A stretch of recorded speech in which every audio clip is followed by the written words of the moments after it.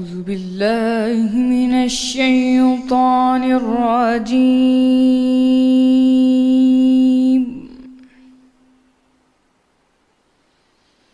بسم الله الرحمن الرحيم.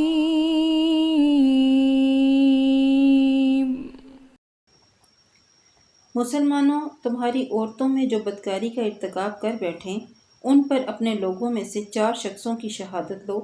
اگر وہ ان کی بدکاری کی گواہی دیں تو ان عورتوں کو گھروں میں بند رکھو یہاں تک کہ موت ان کا کام تمام کر دے یا اللہ ان کے لیے کوئی اور سبیل پیدا کرے۔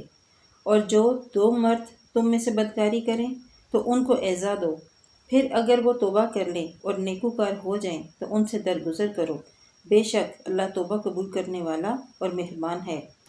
اللہ انہی لوگوں کی توبہ قبول فرماتا ہے جو نادانی سے بری حرکت کر بیٹھتے ہیں پھر جلد توبہ کر لیتے ہیں، بس ایسے لوگوں پر اللہ مہربانی کرتا ہے اور وہ سب کچھ جانتا اور حکمت والا ہے۔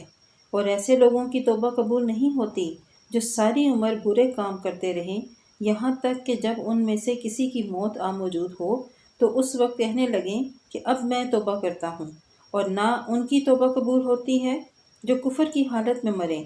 ایسے لوگوں کے لیے ہم نے دردناک عذاب تیار کر رکھا ہے۔ مومنوں، تم کو جائز نہیں کہ زبردستی عورتوں کے وارث بن جاؤ، اور دیکھنا اس نیت سے کہ جو کچھ تم نے ان کو دیا ہے اس میں سے کچھ لے لو، انہیں گھروں میں مت روک رکھنا۔ ہاں، اگر وہ کھلے طور پر بدکاری کی مرتکب ہوں تو روکنا نامناسب نہیں، اور ان کے ساتھ اچھی طرح سے رہو سہو۔ اگر وہ تم کو ناپسند ہوں تو عجب نہیں کہ تم کسی چیز کو ناپسند کرو اور اللہ اس میں بہت سی بھلائی پیدا کر دے۔